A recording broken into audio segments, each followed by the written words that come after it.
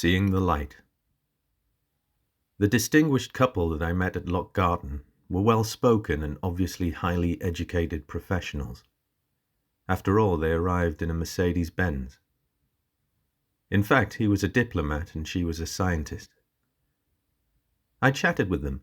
I mentioned that it was a particularly beautiful September evening because, although it was flat calm, there were very few midges about. The lady suggested to me that it was maybe because of the long winter that the midges were reduced in numbers this summer. It was a good year for the visitor, she said, but a bad year if you were a midgie. We spoke about Perth, where they came from, their friends in Elgin, and how stunning the west coast is. We talked about the beauty of the loch and how peaceful it was that evening. They asked me if I knew where the osprey's nest was. I said that I did, but I could not possibly reveal that to them. They accepted this with good grace.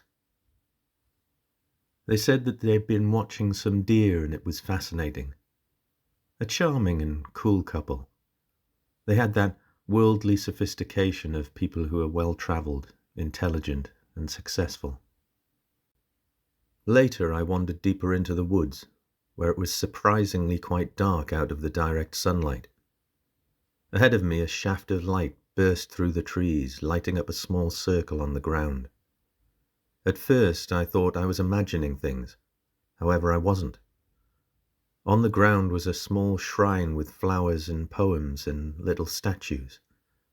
There was also a container of someone's ashes and a card telling the story of a young man who had died in action during World War II.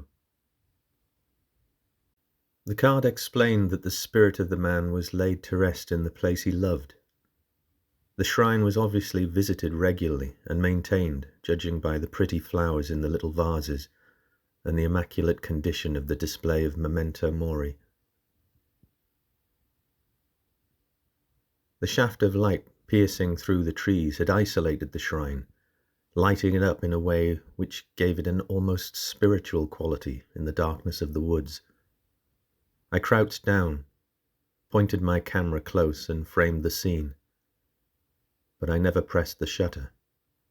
The lighting was remarkable, but I thought it would be inappropriate to photograph such a private thing, even though it was in public view, and so the only record is in my memory.